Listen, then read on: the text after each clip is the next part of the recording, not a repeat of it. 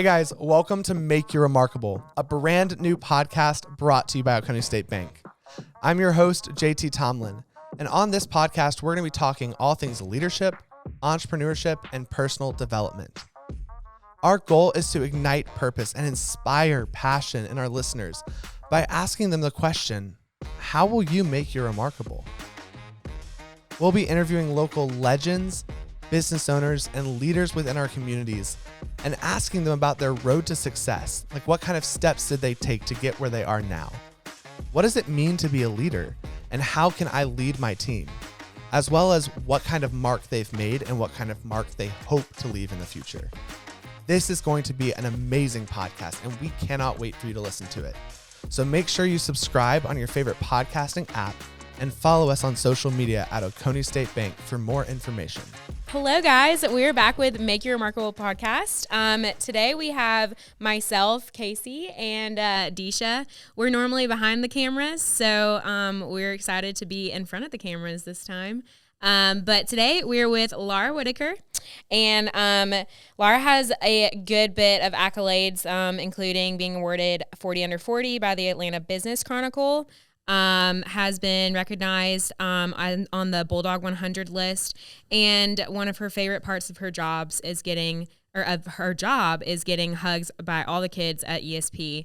So we want to welcome you, Laura. How are you doing today? I'm doing great. Good. Thank you so much for taking time to come, and we know you are a busy woman, almost like a superwoman in every aspect. I don't know about that.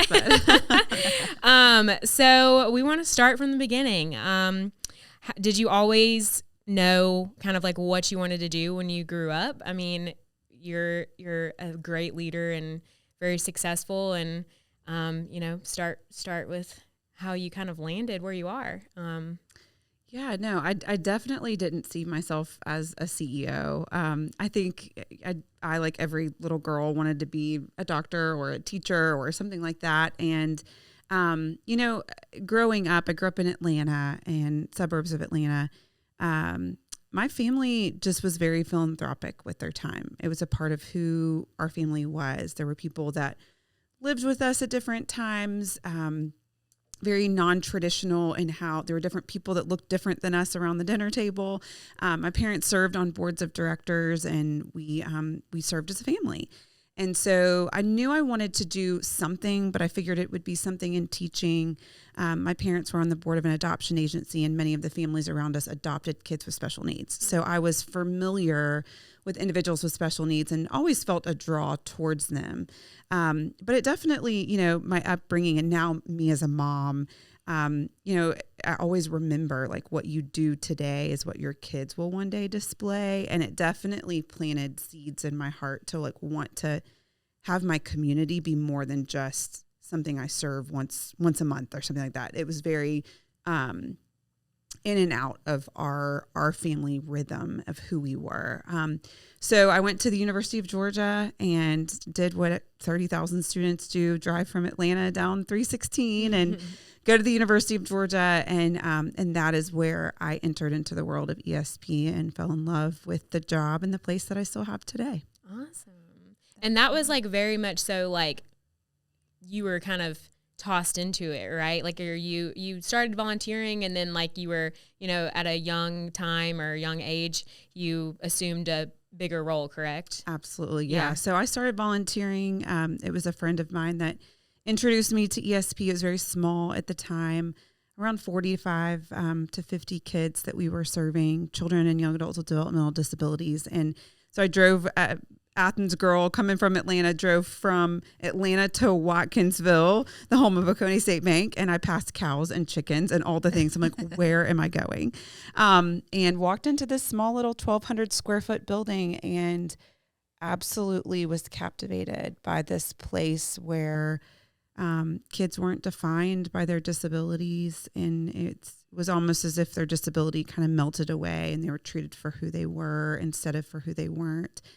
And I met Martha, who's our founder, at that very first club program as a freshman in college in the fall of my freshman year. And I walked up to her afterwards. It was a Saturday afternoon. Parents got to go to the grocery store. I mean, things that parents of kids with special needs don't just get to hire a babysitter from down the street.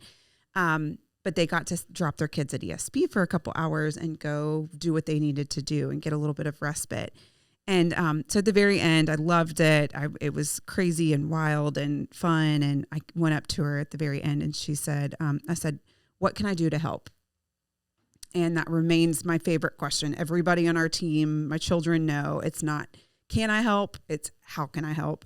And she said, I regretted this question, but she said, you can run music next month at club. And I'm like, oh my gosh. And I'm like, what does that mean? She's like, make it up, figure it out. And it was really my first opportunity to lead, even though I had no clue how to do that. And I didn't really, there was no guidebook on how to lead music for club that next month, but I brought my boom box the next month. Casey, do you know what a boom box is? Okay, just wondering. Yeah. Did you ever have one? Because I used to have, not necessarily a boom box, but like the Walkmans, like with the big headphones. Like, okay, girl. Okay, yeah. So a boom box was a thing that you put actually like a CD, a cassette tape. Okay. In a cassette tape, you would rewind it and fast forward it. But also a CD, and I brought it into the middle of the room, and I don't know, we probably sang Skinny Marinky Dinky Dink or something stupid like that. Totally made a fool out of myself, which is what we often do as leaders. And the kids loved it, and I'll never forget Martha's. Her arms were crossed, and she was sitting watching me, and super intimidating. I mean, this Mickey Mouse T-shirt, red lipstick, incredibly intimidating. She's looking at me and I'm like, oh my gosh. And she just had this smirk on her face. And I was like, I don't know if this is a good thing or not. So she comes up to me at the very end and she was just like, great job. Do you want to lead something next month too? And really was thrust into that. So, so I served for the following year and worked at our summer camp, which is really kind of our biggest program, and why ESP was started is there's not summer services for kids with disabilities. And for those of us that are moms, you know, we stack our calendars in the summer, particularly for working moms, with camps, because that's how we make summers work. If you have a child with autism or cerebral palsy or a trach or G-tube or whatever it is, you just can't go sign up your kid at camp. And so Martha, that was the heartbeat of why she started ESP. So I served as a summer camp counselor with 30 other staff. And it was that summer she was diagnosed with pancreatic cancer. And sat us all down at the very end of summer and said she had pancreatic cancer and she hoped that many of us would step up in her stead. And then she passed away that October of 2004. So that is kind of how my entry continued in terms of leadership and servitude at ESP, and took over as the what I called the camp director back then, but the executive director. I was 19, about to be 20 at the time. Wow. So was that like daunting at that age? Oh my gosh. Yeah. Yeah. Yeah. You know, you don't know what you don't know when you're 19. And it turns out to be still today, the greatest lesson for me as a leader is that you don't have to know it all. That there's very much, now that we have scaled and grown, we're in multiple cities, multiple staff, over 1,000 families. I'm tempted now, 19 years into this. I know things now, and I know what could happen, and I know the risks that are associated with our growth. And so, being that night, thinking about that 19-year-old girl, all I had was faith at that point, and all I had was the opportunity to dream and to surround myself. Like, no one expected that I knew, so I just surrounded myself with people that could help support me. And then that rhythm has just continued the last 19 years, surrounding myself with people that are smarter and wiser and more fun and more wonderful than I am to help me grow. And then also making sure that there's an element of faith that really doesn't make a whole lot of sense with why we do what we do. But if it's what God is calling me to do and what's in the best interest of ESP moving forward, even when it doesn't make a whole lot of sense or not all the pieces are there. So yes, it was daunting. We had three board members on our board. One ended up being in jail for embezzlement of another nonprofit. Oh, goodness. So that's where we started. Wow. her son passed away pretty tragically. So I really had one board member supporting me. And, I had a stack of sticky notes, and that's where I started. And I just said, you know what, I'm going to make the stack of sticky notes grow, and I'm going to add more people, more sticky notes. And eventually that grew. And I have since then made literally every mistake in the book. And I have grown, and it's been baptism by fire, but finished my undergrad degree and got my graduate degree while I was kind of in those early stages of ESP. Dang. You've already shared some great advice, but as Casey mentioned, I think she used the word superwoman, Wonder Woman. You seem to do it all. So I know you've got 3 kids, ages 5 all the way through teenage years. I know you're very involved in a lot of organizations outside of ESP, but you're also CEO of obviously this amazing and growing organization. What other advice can you give? How do you manage that? How do you balance? Like, what is some advice that you can give? I definitely think, when people use the word superwoman, I always just think, the only thing really supernatural about me is the spirit that's in me. Mm-hmm. And it's my faith. And there's really nothing all that spectacular about me, but there's something really spectacular about what he can do through me. Mm-hmm. And I think that's a big part of why I do what I do. And the different things that I am involved with it has everything to do with my faith and the journey I'm on and the responsibility that I feel like I have to use the abilities that God has given me. But I think second to that, and particularly right now, I think this is very relevant. When I was 19, 20, 21, 22, I had to expand my capacity. And I had to finish school and somehow figure out how to be friends and date guys to find my husband and go to graduate school. And so, I always kind of like picture it as this like rubber band, and this rubber band was just expanded. And it wasn't a soft time. It wasn't an easy time. It wasn't, I couldn't just like Google how to do things. It was gritty, and it was hard, and I made mistakes, and I wanted to quit multiple times.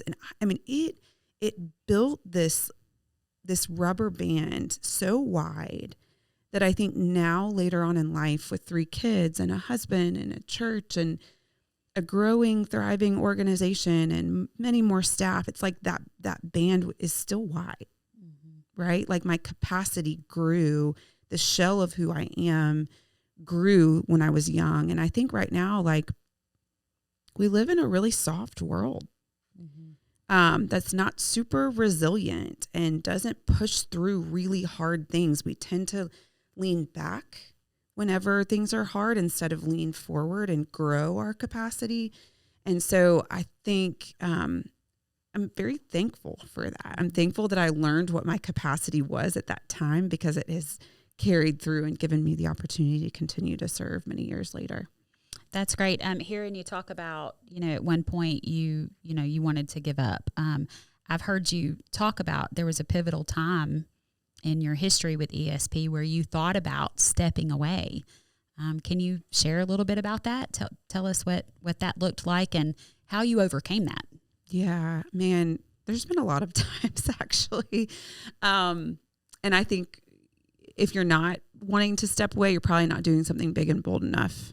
If there's not those moments where you want to step away. But I'll say every time it has been either a leadership challenge where I didn't feel capable of being a leader.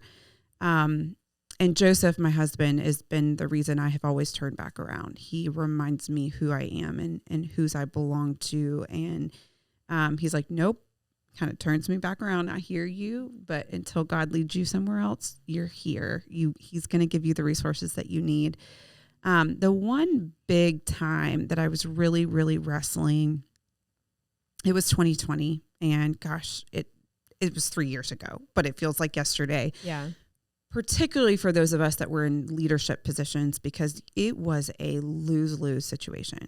I mean, you were thinking about your family, you were thinking about your employees, your employees' family, your business. And it was just a dark, hard time for leaders because there was no guidance on what to do. And for us, there was no services for kids with disabilities. So, a lot of people were sheltering at home and doing schoolwork from home, right? Remotely.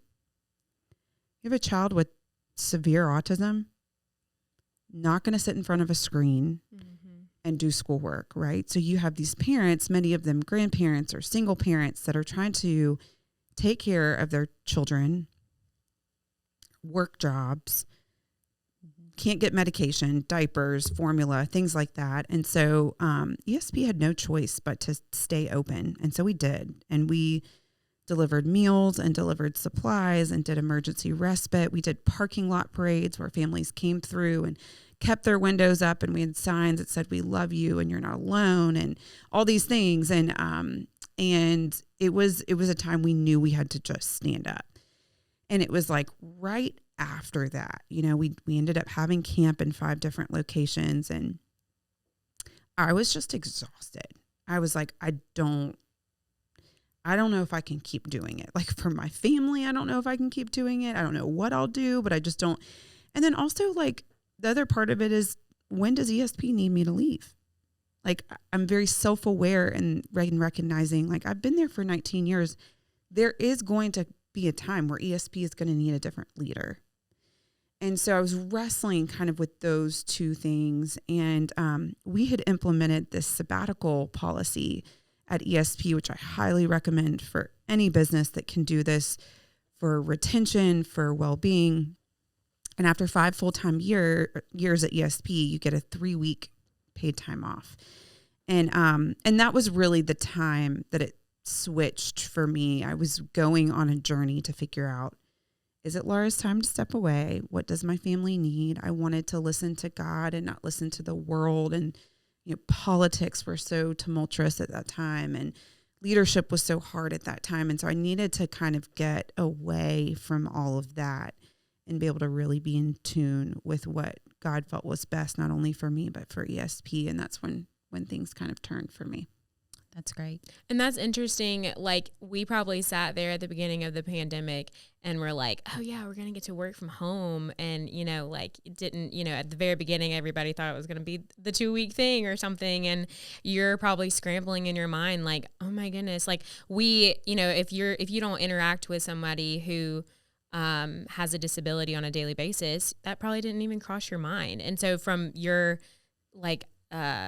standpoint on that's a very interesting, to hear somebody who is in the thick of it, like how you looked at it, I guess you could say. You were kind of like, oh no, like, obviously never been in this type of situation before, right. But you're like, you want to make sure that everything's covered and all these kids, still have the opportunity to come. And that's awesome that y'all stayed open. I mean, obviously you said that it was exhausting, but that you did everything you guys could to, still include them and, And it was another one of those gritty times that really showed us we can do things we don't think that we can do. It was another opportunity to really expand our organization's rubber band to see, like, okay, what are we capable for? And, it was interesting. We lost some team members through that. And the ones that were super committed to our mission were there and stayed and have risen through the ranks of that. But yeah, it's definitely a different lens. And there was a lot of nonprofits that did close. And we had that option too. Even though we were deemed essential by the governor, it was like no one would have complained in our community if we would have closed. Even our families probably wouldn't have complained. Now, I don't know what would have happened to a lot of those families had we not stayed open. Their mental health, their marriages, the supplies that they needed, the food. One family, it was a grandmother in Greene County. She had all of her grandkids, 4 grandkids with special needs. We moved in bunk beds. We fed them every single week. I literally don't know how they would have survived had we had not done that. So again, it was one of those times where I didn't know how we were going to do it, but God always provides and always finds the way if it's the next right thing for us to do. And for us, it was the next right thing. Not always popular, but it was the next right thing for us to do. Yeah. I remember during that time, as Casey already mentioned, you know, just without having a child or a family member with a disability, how our mental health was impacted, Yes. just as, you know, just in general. And I cannot imagine how beneficial that was for the families of the students that you serve. Just for those brief moments of joy, or like you said, respite to come to a parade. I remember some of our team members standing in a parking lot, making signs and, you know, holding out ribbon for the cars to drive through, and just the smiles on the faces. Tears. Yes, the tears Yes. on the parents, you know, just to see that moment. So that no doubt was so good for so many reasons, for families and students. Yeah. What you all did. Well, kind of like leading into the next question that goes into that, I've heard you speak at like several events, and I always come away with, I feel like, just kind of like a new perspective whenever I hear you speak. But there was one thing that was very eye-opening, which you've come to, you know, our group of employees to talk about workplace inclusivity. And that was one thing that I, you know, loved hearing about, because like I kind of mentioned with the pandemic, if you're not interacting with somebody with a disability on a daily basis, or, you know, more oftentimes than not, you kind of don't think about it. And so I guess just maybe if you could touch on the importance of like sharing that information, and like, you know, how that is really can make an impact for people who may not be aware of, like, you know, we all think it's easy to go to work, but we may not think, you know, somebody else has to, you know, it's a different process for everybody. So maybe just touch on that, and like how you kind of came up with that. And I mean, I'm sure that's probably been like a topic, you know, for ESP for a while, but like I said, I loved hearing more about that. So Yeah, so we have a program now called JoyWorks, where we take Java Joy, which is our mobile coffee cart that goes into businesses and organizations and employs adults with disabilities. It started really with that, which that whole thing was a happy accident, because we had businesses like Oconee State Bank coming into ESP and saying, this is really good for our company culture. And actually our employees are going back to the office and they're more joyful, and thus they're more productive. And so we said, not every business can come to us. What if we can go to other businesses? And that's how Java Joy got started.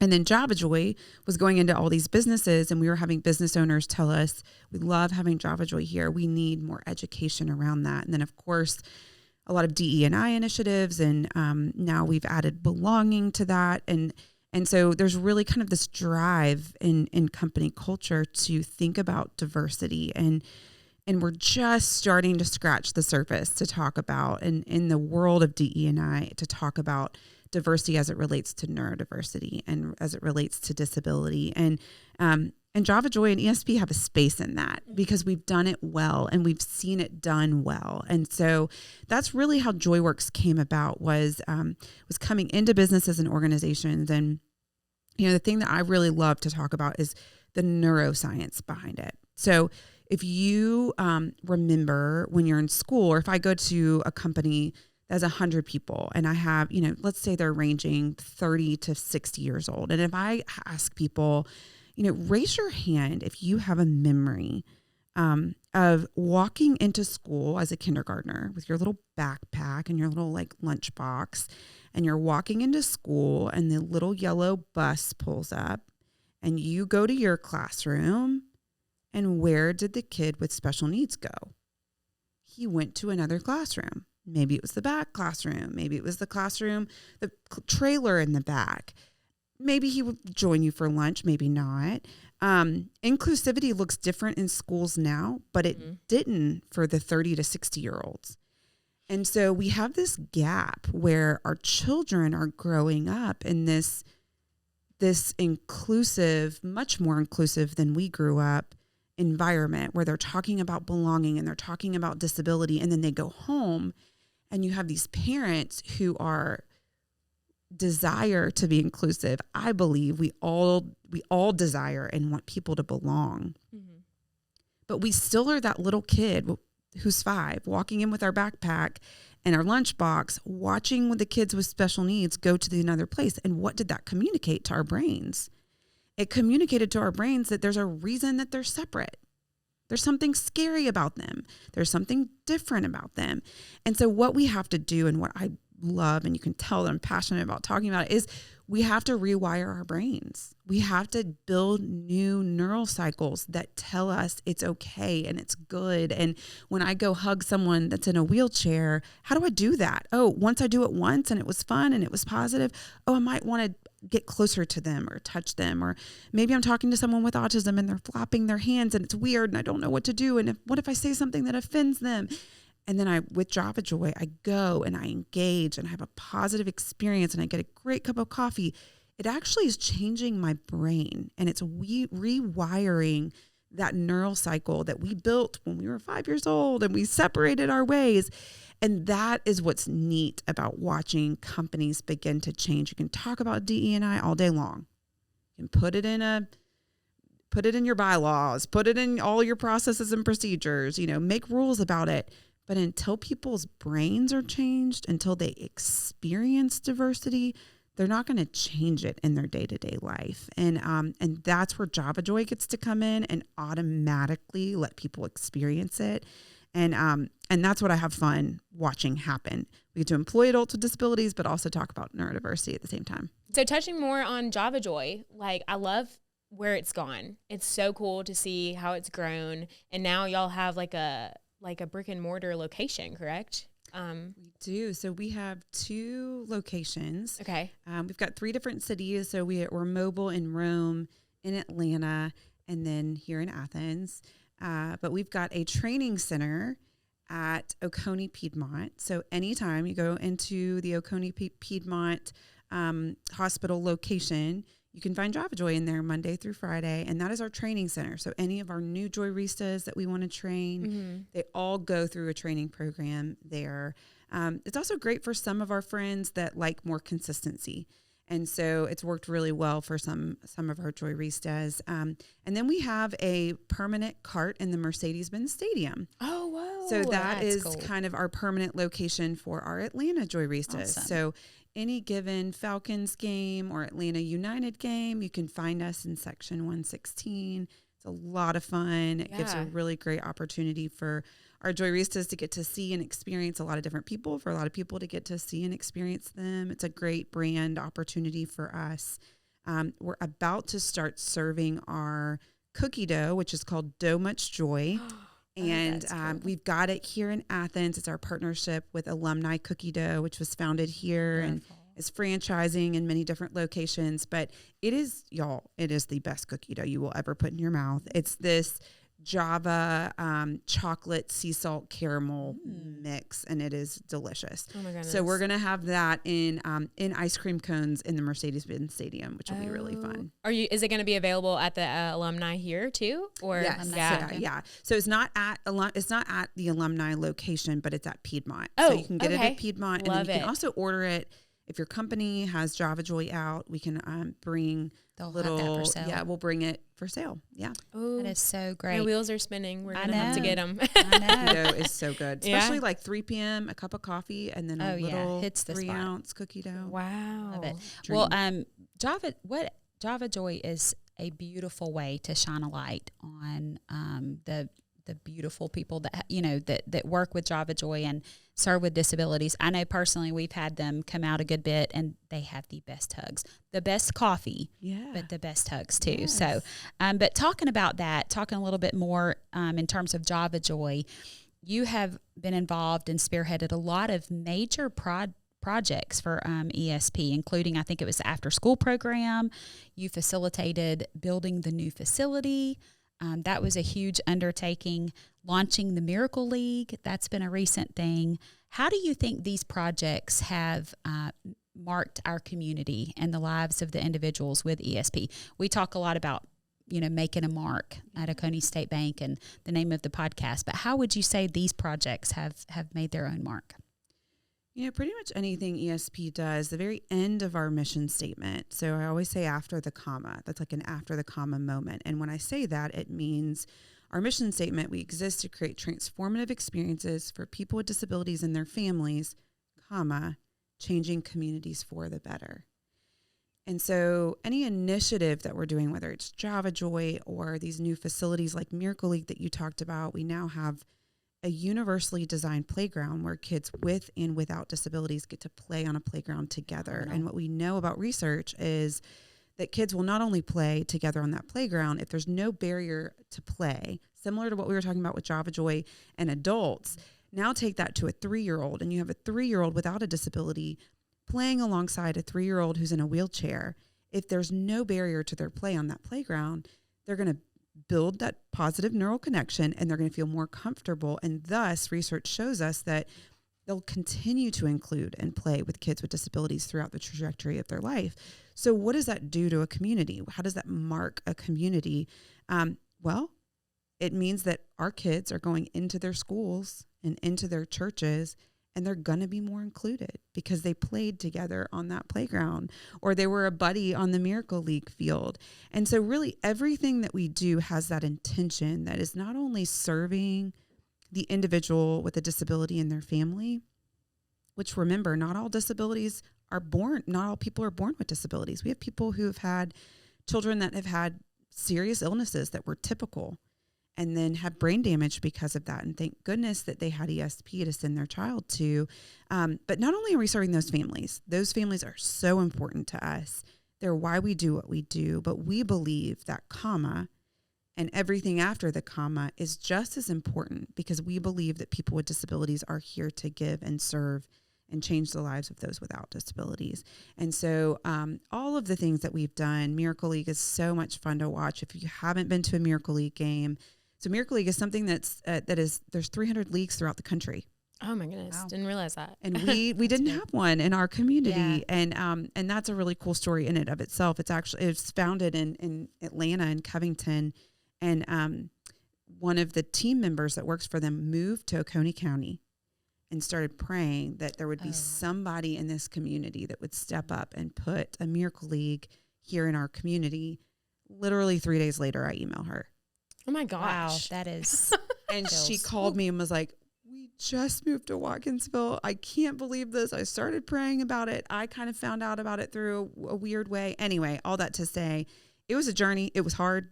We had some tumultuous times trying to get that. We had essentially Stone Mountain in our backyard that we had to blast and break down in order to make it flat. But goodness, every heartache was worth the beauty that I get to watch outside of my window every day. And that's how we get to market. It's not just marking the lives of kids with disabilities. It's not just marking the lives of their families. It's my kids. Mm-hmm. It's my 3 typical kids, which my oldest son, who'll be 15, he's going to be on staff for the first time this summer. Oh, I love that. Oh, that is very special. And so he was born on the first day of camp 15 years ago, and now he's going to be on staff. Story. Yes. And it's marked him. It's marked who he is as a human, and his friends and his friends' friends, and our small group. And our small group meets a guy in Birmingham, Alabama, and they tell him about ESP, and then they have a child with autism, so they come to, it's, that is not just about kids with disabilities and their families. It is about marking the lives of our entire community, which includes 3 communities now: our Marietta community, Rome, Georgia community, and then here in the Athens area. Phenomenal. And like touching a little bit more on kind of, obviously y'all have accomplished so much, but I know that y'all have a vision down the road, and like expanding to other states, kind of like what you were talking about. Is there anything coming up that you could like share with us? Or like, what is your vision, like where you would like to see ESP go? You're probably like, well, we just wrapped up Miracle League, and like you said, the Stone Mountain, it's like, I really have to think about my next big project. But I mean, it's exciting to hear. Do you have like a vision for another state you're wanting to go to, or? Girl, in the middle of us fulfilling a vision, I already have the vision for the next thing. So I've noticed that you guys don't take a break, which is a wonderful thing. Yeah. And that's part of the challenge of working with us, is we're constantly innovating, but also the beauty of it. Yeah, so right now we're maxed out where we are in our area again. So we've built this facility in 2016, and we are where we were again when we built that building, where we are serving over 900 families in the Northeast Georgia area. And so the next step for that is to put a part 2 over in Jackson County. We have 100 acres out in Jackson County that we call our Hooray property. Eventually, we want to have an overnight camp where kids of all abilities will sleep on the top bunk, and we'll get to have summer camp and weekend respite events and family events out there. In addition, have corporations come and learn about universally accessible design and do retreats there. But that's more of like the 10-year vision. Yeah. So if you bite off a piece of that, it's phase 1 of that Jackson County property, which will be essentially a duplication of what we have in Watkinsville. After school programs, some day programs for our adults, Java Joy, Miracle League Field, a pool, which we do not have in Watkinsville, and a gym. And that's next up on the list. And we've got to fundraise for that. And it's going to be a great opportunity for businesses to be a part, just like they did in Watkinsville, to help us kind of do a dream build in Jackson County. And we'll be able to pull from Gainesville and down I-85 and a whole new group of families with that. And then in addition to that is just continuing our slow and steady expansion. We've learned a lot from being in Atlanta and Rome, and we've made a lot of mistakes, and we've had some big wins. And so now Rome is looking at what does it look like to have a building in Rome, and what is it? We're serving over 100 kids in Rome, Georgia now. And then we have a couple other cities in the pipeline that we are slowly beginning the process, similar to, I would imagine what Boys and Girls Club looked like maybe 20 years ago would be what ESP looks like now. And our vision is that we can be that Boys and Girls Club, that community driver for the individuals that we serve. So we've got a couple other cities in the pipeline, and we'll slowly working towards those. That's so awesome to hear. I mean, it's incredible, like that, to see, like, kind of like I mentioned earlier, where it started and then now where it's going and continuing. And like you said, like other places is our 10-year plan. It's cool to even see that you're even thinking that far down the road. Some people, I feel like, are like, that's daunting to even think about what I'm going to do in 10 years, let alone tomorrow. Right. So, I mean, that's just incredible to hear the vision that you have. And I'm sure so many other people on your staff have as well. And that kind of leads into, we started this podcast with the intention of like bringing value to listeners, to anybody, that we come across with it. And kind of, Deesha asked you this earlier about, what advice would you give as a 19-year-old, or looking back, and what would you tell yourself? But now as like a successful female leader, what advice would you give somebody that is either looking to start like a nonprofit or looking to kind of like be in your shoes one day? And I know we keep touching on the Superwoman or Wonder Woman, but that's how we, view you. And so it's kind of like, what I know, there are probably a lot of dreamers in the world. So what advice would you give to people who kind of want to kind of be similar in what you're doing day to day? Gosh, we need more women. And particularly right now, there are fewer. And I mean, I read statistics all the time about, the number of C-suite women that are in leadership. And particularly after COVID, I think a lot of things changed for us and became more difficult. And so, I think first and foremost, having as a mom, having a partner that's equally bought in. Brene Brown talked about one time enlightened men. And it's like this idea that the partner, the male counterpart, has to be equally understanding of the female's gifts and abilities. And culture does not celebrate the enlightened man. So my husband very much has a 9-to-5 job, but is a huge supporter of what I do. And that's a big part of that. So I think, for the women that are not married out there, choose wisely on who you choose if you want to be in a career that's demanding. And leadership is demanding. You cannot be a good leader and it not be demanding. There is no other way but through. Mm-hmm. There is no other way but to lean in. There is no other way but to love people deeply. And that's hard work. I mean, think about my 3 little children are hard work. And then there's all the people at work that are hard work, and leadership is hard. But, you paralleled it to a superhero, and immediately, like, I had this thought of watching cartoons. And I mean, imagine if like a superhero were just like sitting there waiting to be told what to do. No, a superhero goes and finds things to fix, people to heal, things that are broken. And I think my biggest advice would be to lean in, ask how you can help. Not can I help, but how can I help? Put yourself in positions that don't necessarily, me singing Skinny Marinky Dinky Dink was not comfortable, but all the way back to 19, just put yourself in positions that you haven't been asked to do, and ask, can I do it? Mm-hmm. Can I try? And you're going to fail and you're going to mess up, but you're going to learn, and then you're going to do it better and more differently next time.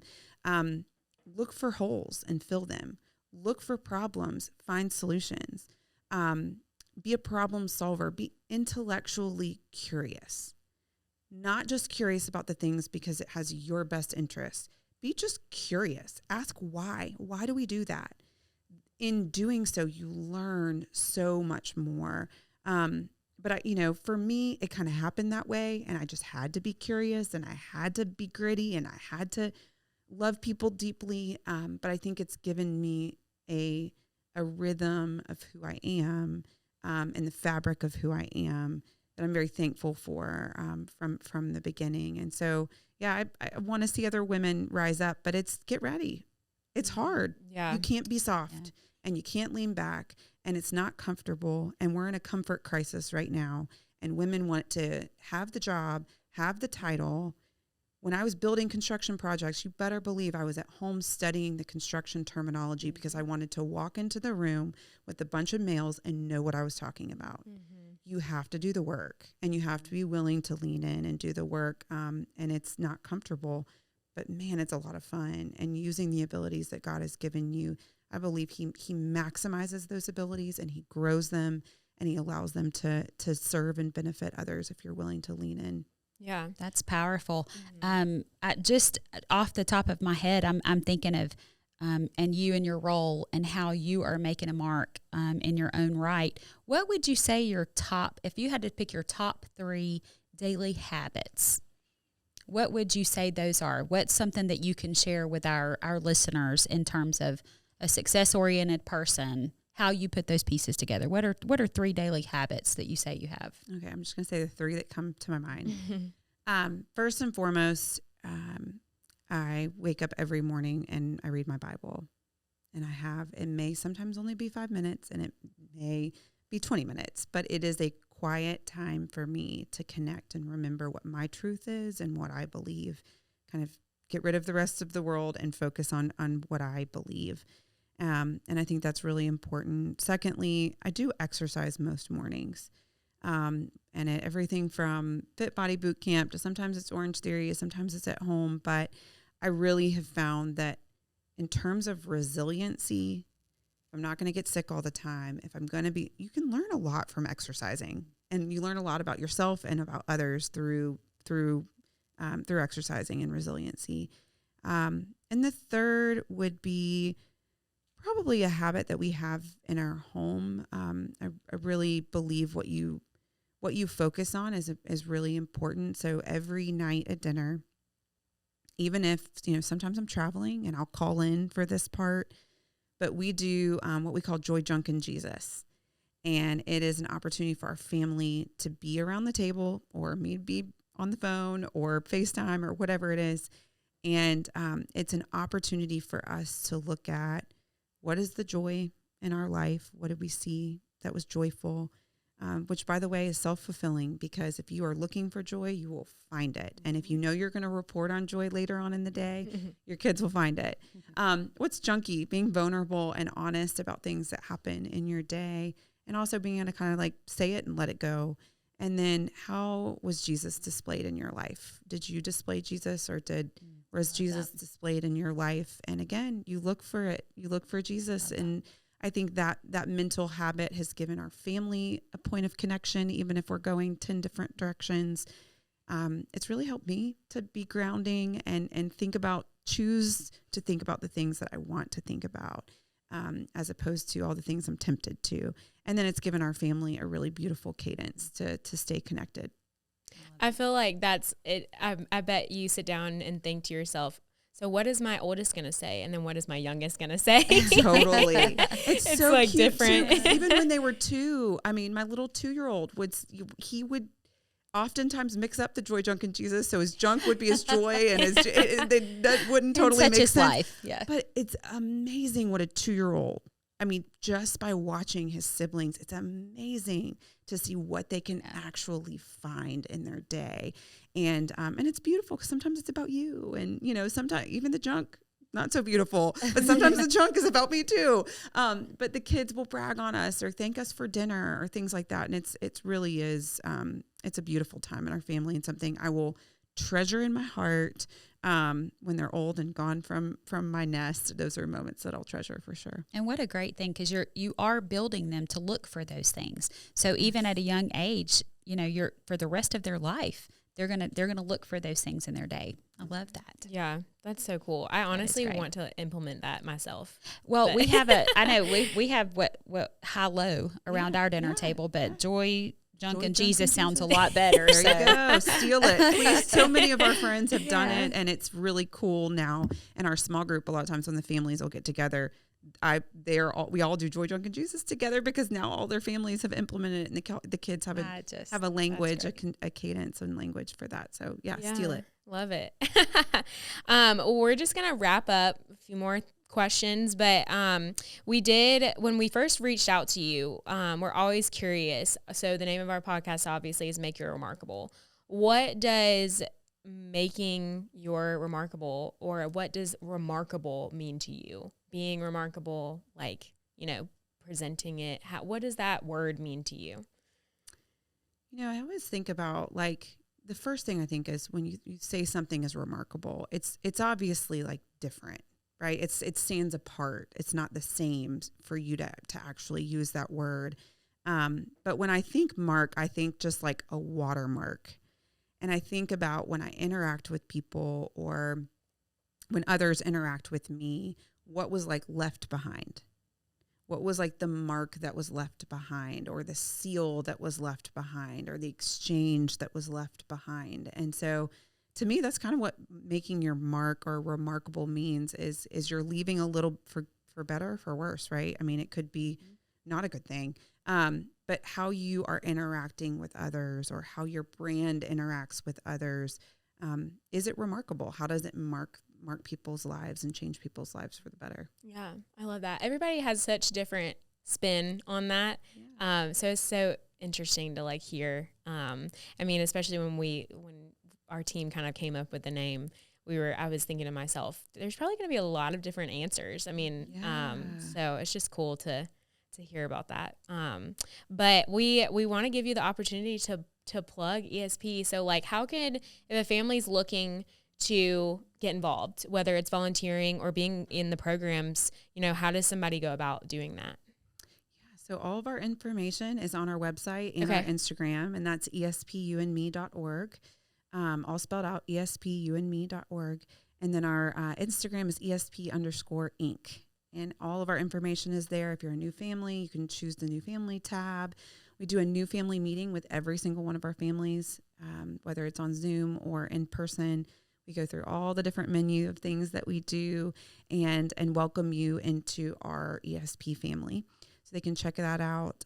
If you want to get your family involved, you don't have a child with special needs, but you want to get your family involved, there's all types of opportunities. This summer, we're doing something new called Popsicle Pals, where you can bring your family in. And just the good old classic, the ice cream truck that comes in during the summer, kind of situation. We're going to have Popsicle Pals come in and deliver all the popsicles to our participants. And again, that's an opportunity for your family and your kids to be around kids who might be different than them.